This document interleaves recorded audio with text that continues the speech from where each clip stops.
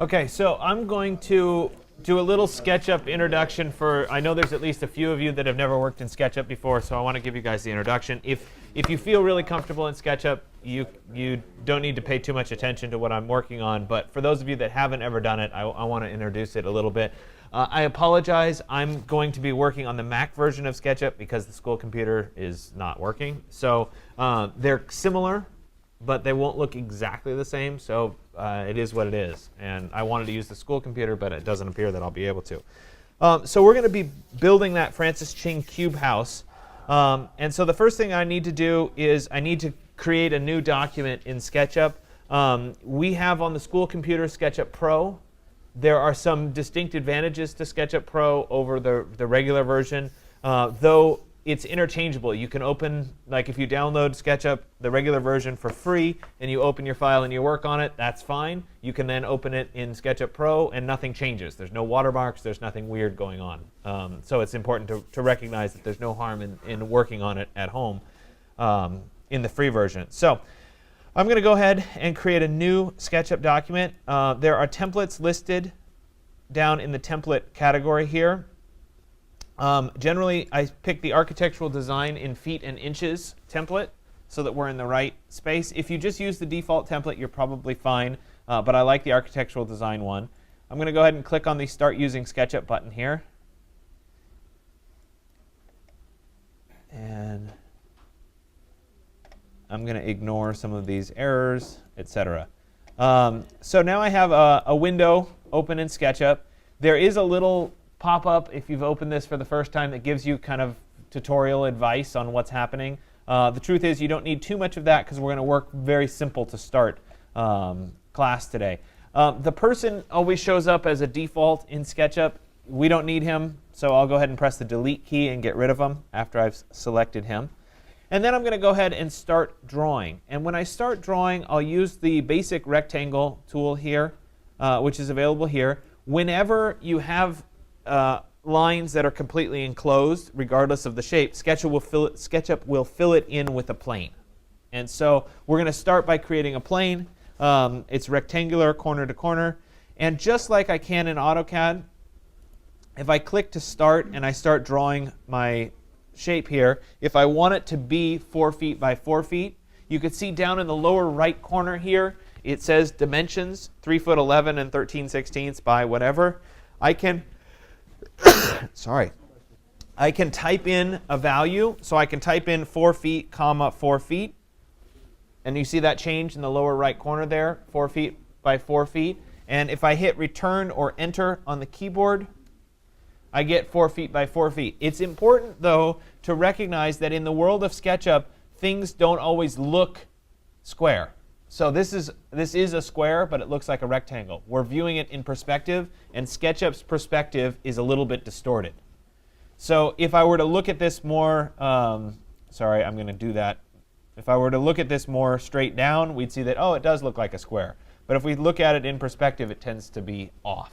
If you were just drawing it and you wanted it to look like a square, say something like that, that looks close to a square, when you go to look at it in the top view, you can see that it's more of a rectangle. So it's just important to be aware that that distortion can play with you a little bit. Once I have this 4 foot by 4 foot square, I'm going to use something called the push-pull tool, which is available here. It looks like a little block with an arrow pointing up. That push-pull tool allows me to take a surface and extrude it up into the third dimension. And once again, I can type in the value that I want. So I can type in 4 feet, for example. I type 4 apostrophe and then enter, just like in the world of AutoCAD. And that gives me this 4 foot by 4 foot cube. So one more time, if I take my rectangular plane, I start to draw. I'm going to type in 4 feet, comma 4 feet, enter. So there's a good example. That definitely looks like a rectangle, but it is in fact square because I typed in the values. We'll use the push-pull tool, and we'll pull this up to be at 4 feet as well. So that's creating the basic building blocks that are necessary for this. There will come a point where we'll do some smaller ones, and I'll show you how that works in just a second. Now, the thing about SketchUp is if I took one object and I moved it, and attached it to a neighboring object. So there, those two are together. And then I went back and tried to move it again. It stays attached, which is, I think, quite annoying in SketchUp. Now, if instead I took this one object and I right-clicked on it and said make group, it will make a group out of this object. I can then also right-click on this object and say make group. And one lets me select this just as a building block, so it's one grouped object. But when I move these two together, there and there, and then move it again, they stay separate. They haven't been glued together. So it can really help you as you're starting to assemble this not to have to do it. Yeah? So there's a move tool right up here. So we did the rectangular plane, we did the push-pull. The move is the arrows north, south, east, west looking. And essentially, when you go to move something, as you move close to it, you'll see a little dot show up. That's like a snap in AutoCAD. And you can then move it from one piece to another piece, like that. Yeah? You don't have all the objects selected. So if, let me explode this for 1 second.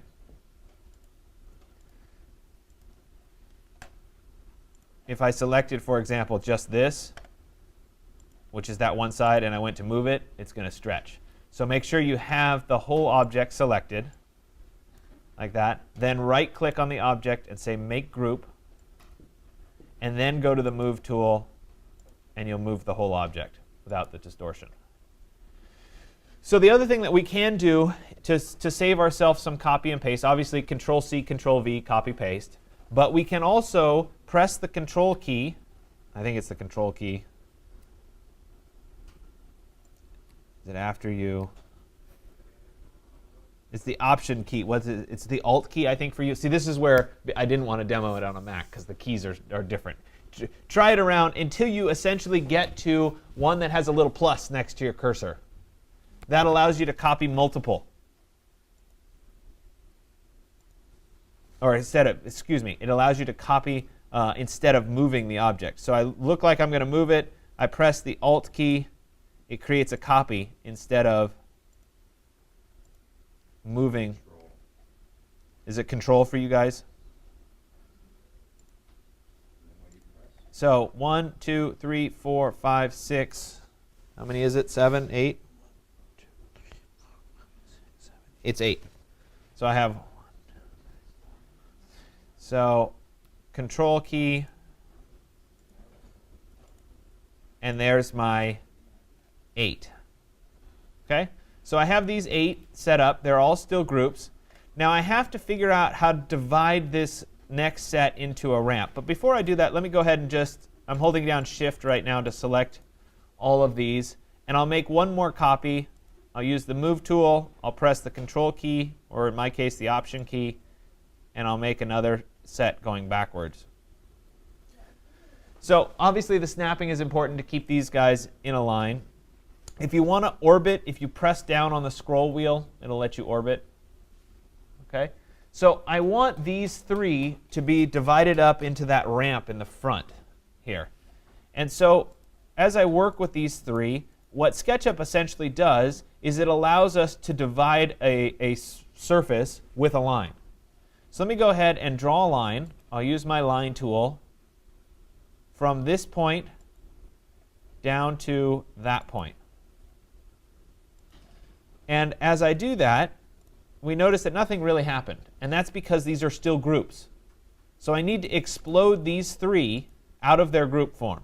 So I'll right-click on each one and say Explode, Explode, and Explode. Now that I've exploded those, you can see that this line here divided up the surface into 2 parts. Likewise, this line here divided this surface into 2 parts. So because of this slope, I can just delete the top parts of each of these triangles. So let me get rid of this, and this, and this. Obviously, I don't need the end here or the tops either. So I'm getting somewhere, but I still have these pieces. and I need to figure out how to divide those up. So let me go ahead and draw one more line that goes from right here all the way down to right there. And as soon as I draw that, you see that it creates this plane, that is the slope. So it fills in, it's a closed set of lines, therefore it fills it in. And I need one more set of lines that go across and across to divide these planes. So I'll go across there, and I'll go across to right there. And it's now broken these pieces, so I can delete them as well. So we'll go to delete, and we'll go to delete.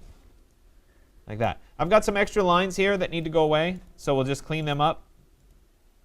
And I'm just pressing the delete key as I go through. And now I have that little ramp defined.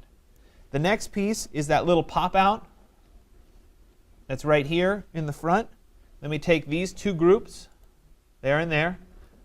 I'll use my move tool, but I'll press the control key so that I can make a copy of those.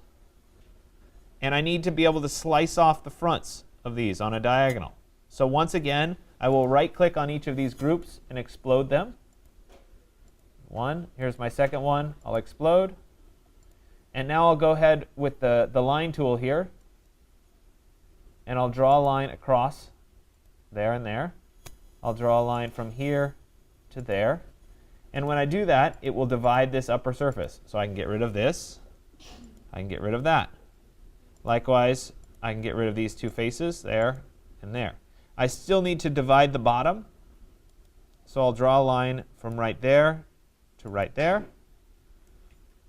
and one more line from right here to right there. And so that's essentially allowed me to make that little pop out. A few more deletes to clean up. Get rid of that. Whoops. There.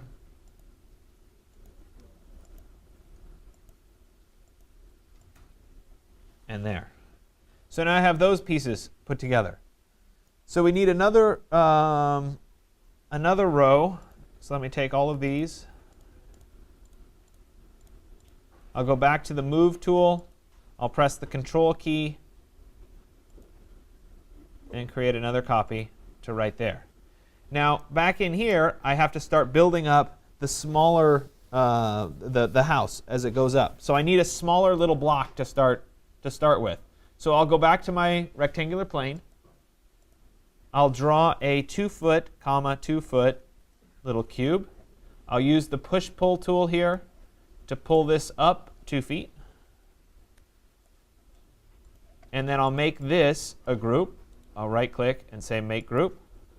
Once that's a group, I can start stacking that up for that front doorway. So we'll go ahead and use the Move tool. I'll press the Control key, or in my case the Option key, and I'll come over here and I'll stack that there. Need one more there.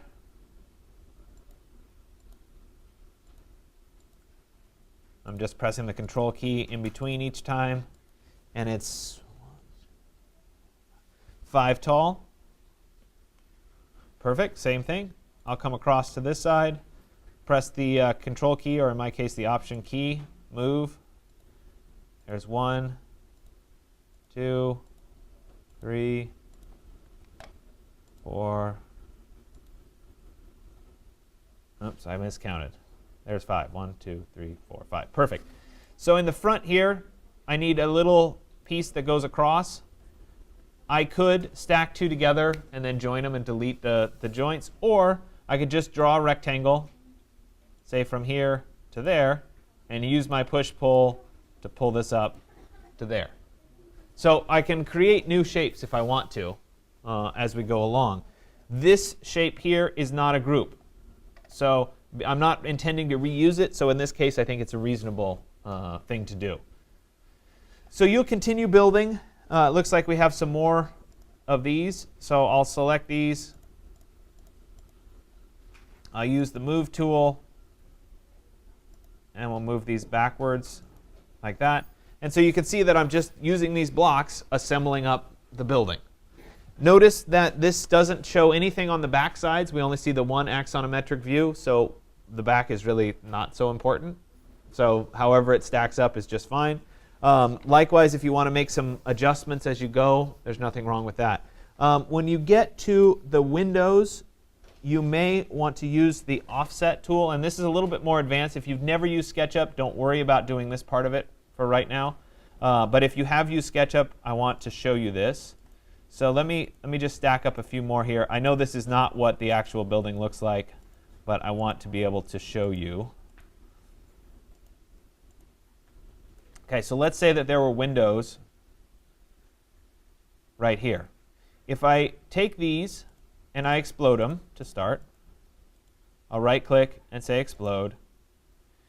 Then I can use the offset tool, which is right here, to offset a little frame here. So we'll say maybe 2 inches. And I'll do that to each one. 2 inches, 2 inches, and 2 inches. I can then use the push-pull tool right here to push this in maybe 1 inch.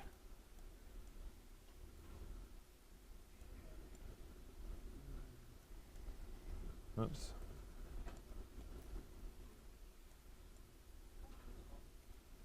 Okay, so rather simply, I can create those windows out of just the same. It's an offset, and then it's a push in. So the bulk of SketchUp is groups, moving, push-pull, and dividing up your objects. If you want to do circular objects in SketchUp, take my Rhino class and do them in Rhino instead. Okay? So don't do them. They are technically possible, but they're not very fun. So I'm just warning you ahead of time. Rectangles, squares, all that kind of stuff works great in SketchUp. It's when it gets to curves and any kind of complex surfaces that SketchUp kind of shudders in fear. But for most of your houses, it won't be any problem when we get to that. But what I want you to do for the rest today is to get as far as you can with this house. Okay? Some of you, this will be a breeze, in which case elaborate, have fun with it, make it goofy. That's fine. It's all part of the learning process. If you've never worked in SketchUp before, if this is your first time, however far you get is just fine. Okay? I just want some basic familiarity with SketchUp. That's what we're shooting for today. Like I said, I will stop you in about an hour. Well, given how long it took me to take, we'll say about 10:15 or so. I'll stop you. We'll talk about exporting these, doing a little post-processing in Photoshop so that you can see kind of the output strategy. Okay? Sound good? Hopefully my computer will be working, my school computer will be working by then. If you have questions, let me know, and we'll go from there.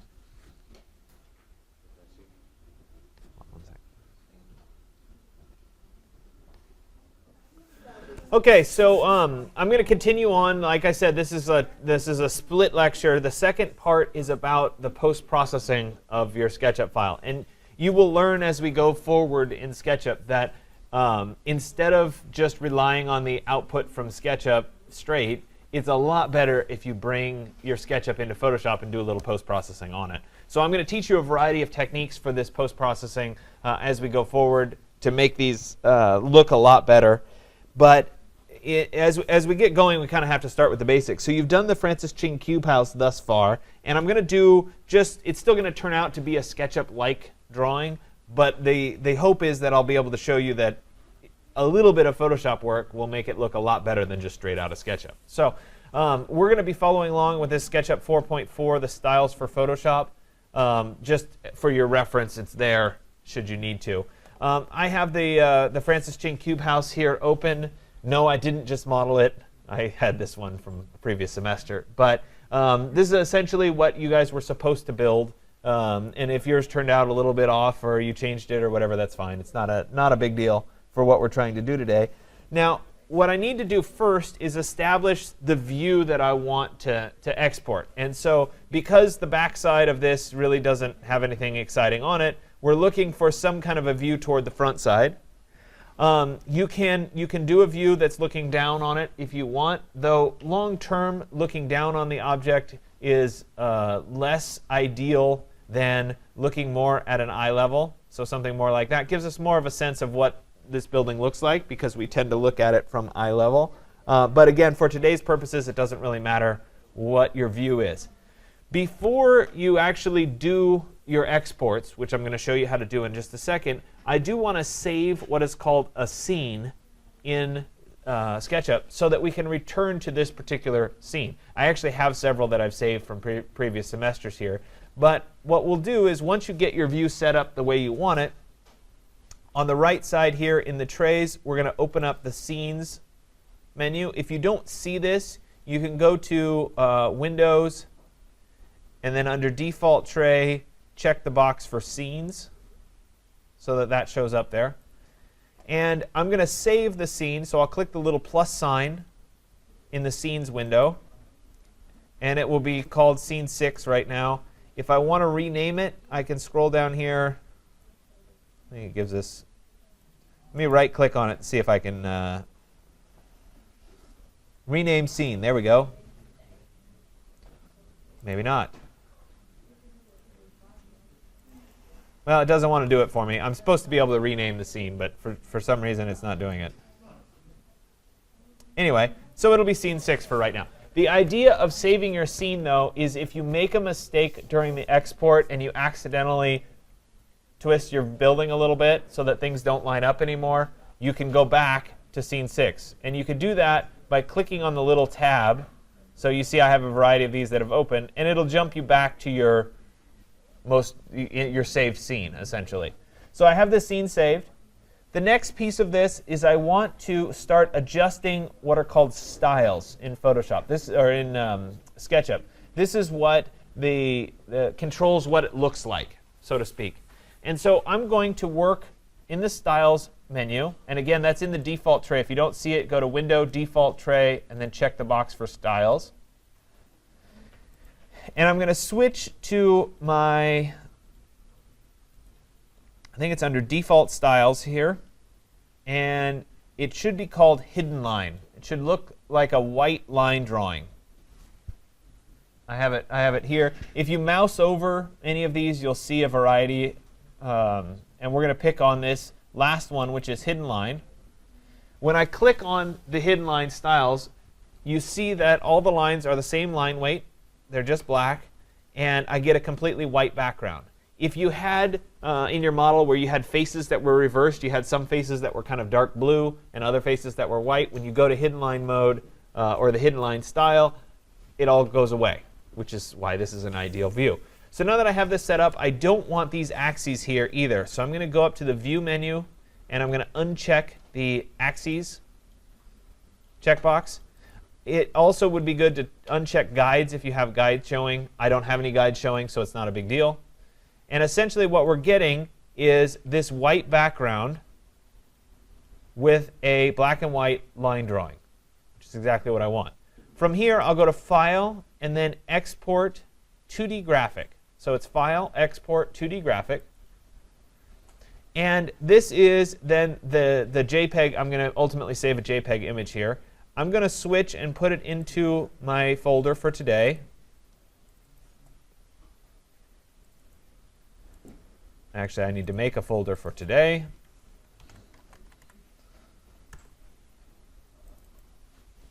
All right. And I will call this the Francis Ching Cube House and then underscore lines. So it's just a basic line drawing. And I'll go ahead and click on the Export button. Now, what didn't pop up was the options. So let me go back and do that one more time. File, Export 2D Graphic. And mine is probably fine because the options were saved. But you can click on this Options button here and control how big the view should be. And a lot of yours, by default, will have the check mark for Use View Size, and it'll give you a certain number of pixels. If we were printing this, depending on how large, we need to think 300 pixels per inch on a print. So if you wanted 10 inches, it should be 3,000 pixels, for example. So that's a pretty good rule of thumb. I'd say my width should be somewhere in the neighborhood of 3,000 or more pixels. Maybe 5,000 pixels. Give myself a little bit more work here. There's 5,000 pixels. The ratio will stay the same, but you can actually specify. This does, however, top out at 9,999 pixels. So you can't go to 10,000 pixels. The quality is set at best. All of that's fine. I'll say OK. And I'll go ahead and export it one more time. Yes, go ahead and replace it. Perfect. So now I have just the basic lines drawing set up. And for reference here, that's what this first little set said. We're going to move on down here, and I'm going to, again, work in the Styles window. I'll go to the Edit button. Instead of the Select button, I'll go to the Edit tab. And here in the Edit tab, I'm going to, let me see here. Yeah, it's under the second button over, which is Face Settings. I'm going to click the box for X-ray, which gives an X-ray view of all the little cubes. And sometimes this is valuable depending on what's inside your building. You may or may not like it. When I go through these exports, I tend to do all the exports, and then in Photoshop I'll decide, now I don't really like that one, and I'll throw it out. So now this one's set for X-ray.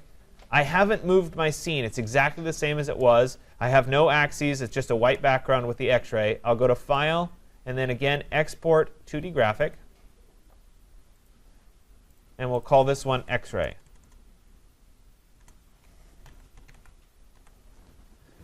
If I can type X-ray. And then we'll click Export. Where did you get the window with all the adjustments? The Pixels and everything. It's when you're doing export, when you go to File, Export 2D Graphic, there's a button for Options, and that'll be where these options are. OK, so I have the lines version, and I have the X-ray version. Now, as we move forward in here, so we have the X-ray versions.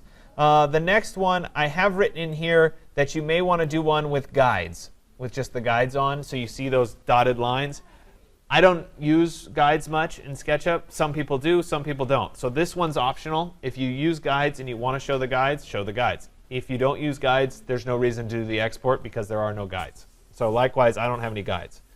So we're going to move on to shadows next. So to do the export with shadows, number one, I'm going to turn off X-ray, so we're back here. And then I'm going to move to the View button here, and I'm going to check the box for shadows, which is going to give me shadows on my drawing.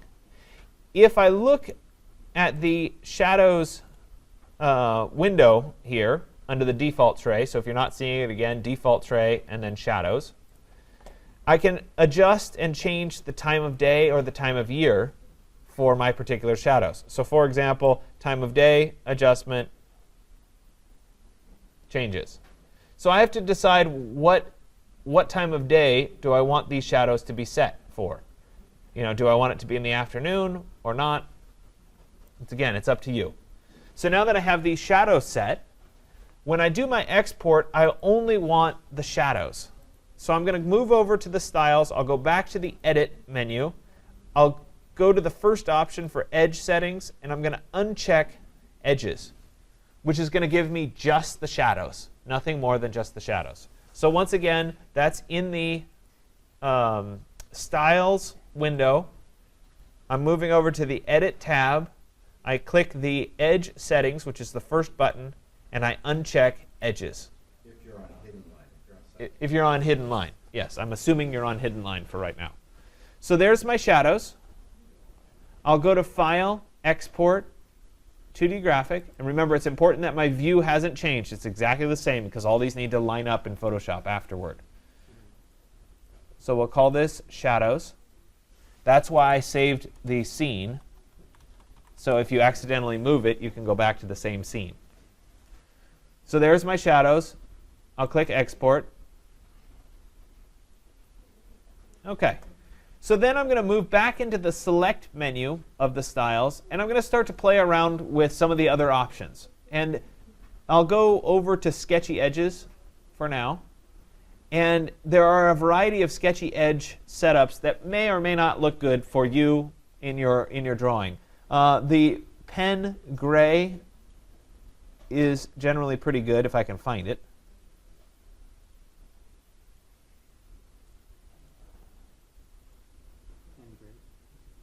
Yeah, pen gray. There you go.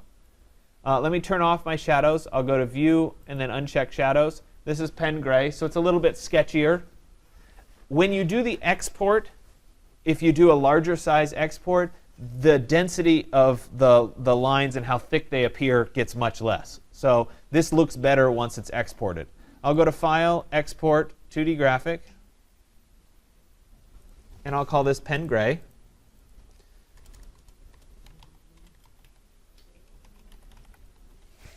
And then export.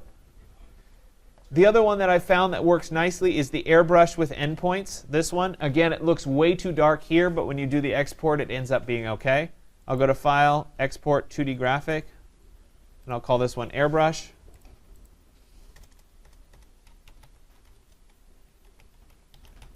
And if there was another one that you wanted to try out, there's no harm in clicking around and trying some of the other options that are out there. Okay? So there's a thin marker, there's a wide marker. You know, this one's probably a little bit too sketchy. But you can play around with what looks right to you and do those as an export. Remember, we're going to overlay them on top of each other, so there's going to be other lines involved as you see it. So, yeah.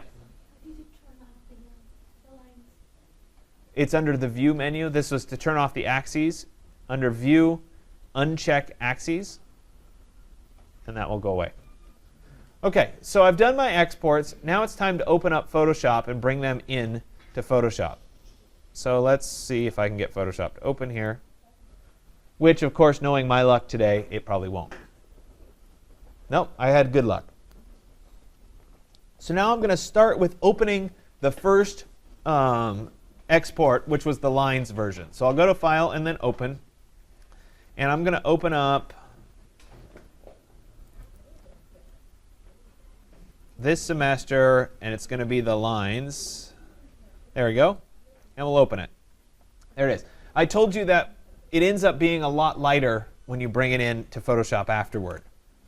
So there's just the lines. I know it's a little hard to see, but it'll get better. I'll go to File and then Place. So the first one is File, Open. The next ones are all going to be placed because I'm going to bring in all those files that I saved. So I'll go to File and then Place, and I'll bring in, the next one was the X-ray, and I'll put that in on top of my drawing. I'll commit the size there, and I like to rename the layers here to be clear. So I'll call this X-ray. This one here, let me do layer from background, and I'll rename that to be lines.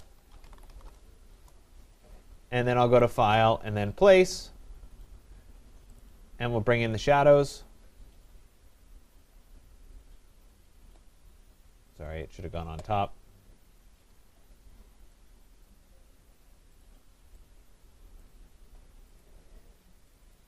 Call this shadows.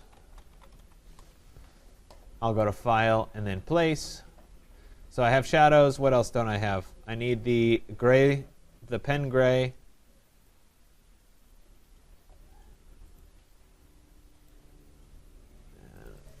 Call this pen. And one more, File, Place. And it was the airbrush. And we'll rename that one to be airbrush. I highly recommend naming your layers as they come in, because as we do more and more complex things in Photoshop, you're going to end up with 20, 30 layers, and keeping track of what's in what layer starts to matter. So I have all of these together, but so far I'm still not really seeing my building too well. So what I'm going to do is I'll take the first one here, the lines, and on top of it the X-ray. The X-ray's on, but I'm going to change the blending mode of X-ray from normal to be multiply.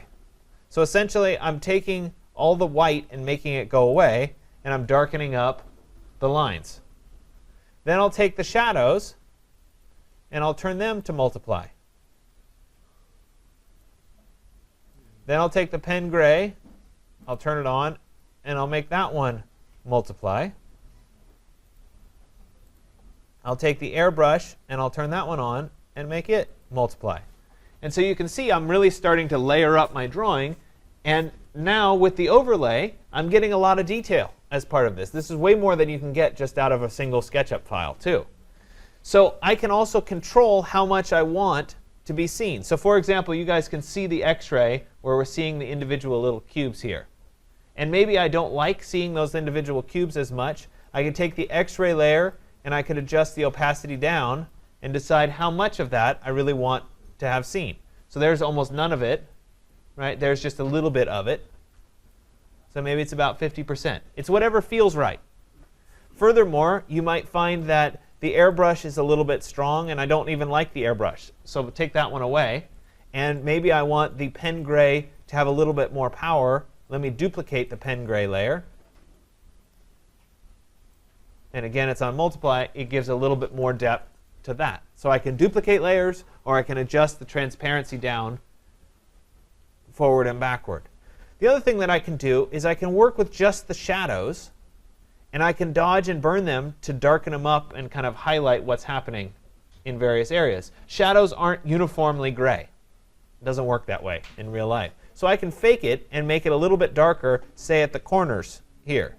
So let me create a new dodge and burn layer. And we did this way back. I know this is like ancient history, but you got to resurrect these memories here a little bit. I'm going to go to Layer, New Layer. We'll call this Dodge and Burn. It's going to be an overlay blending mode filled with neutral 50% gray. I'll say OK. And I want the Dodge and Burn to be tied directly to the Shadows layer. So I'll click on Dodge and Burn, press Control-Alt-G to tie this one to the Shadows layer. And now I can use the dodging and burning tools, which are over here. I'm going to start with the Burn tool, which darkens. I'll zoom in a bit. And now I'm going to darken up this line, or this part of the shadow right here. Let me adjust my brush down a little bit, and we'll just darken right along that crease just a bit. Right? Maybe a little bit more around there. And I can switch over to the Dodge tool, and I could actually lighten up the outer edges of the shadow just a bit. So there was the original shadow. There it is with a little retouching. And I might have gone a little extreme in this example, but you guys can get the idea here. Likewise, I could come in here. Let me switch over into the Burn tool, and we can darken this up just a little bit right under there.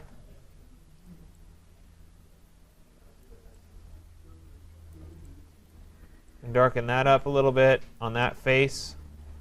Is that Shift G or Control G? You have to Control-Alt-G. It's to link all of them? It's to link the Dodge and Burn only to the shadow layer.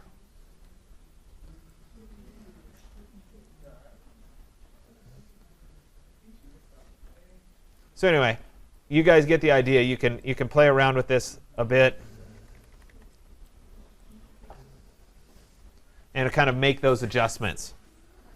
I could set up some masks so that this only affected certain areas, but you get the idea. That's turning out terrible right now. But anyway, you get the idea. Okay? So what I want for today is I want you to do the export. I have to re-bring in my dodging and burning is just too awful to look at. So we're not going to look at that. Okay? But you guys can do a little bit of dodging and burning. I want you to bring these in. I want you to layer these up together in Photoshop. And then I want you to give me an export from Photoshop with all of these layered together. We will spend a lot more time doing post-processing in Photoshop. You will find as we go forward for the remainder of the semester, there will be more and more time in Photoshop and less time in SketchUp as we go forward. So I want to still work through a lot of the Photoshop techniques in this post-processing world. So hopefully that gives you an idea of where we're going. You have another 15 minutes or so left in class to do this assembly, get it posted, and then you're free to go. Question? OK, I'll come in just a second.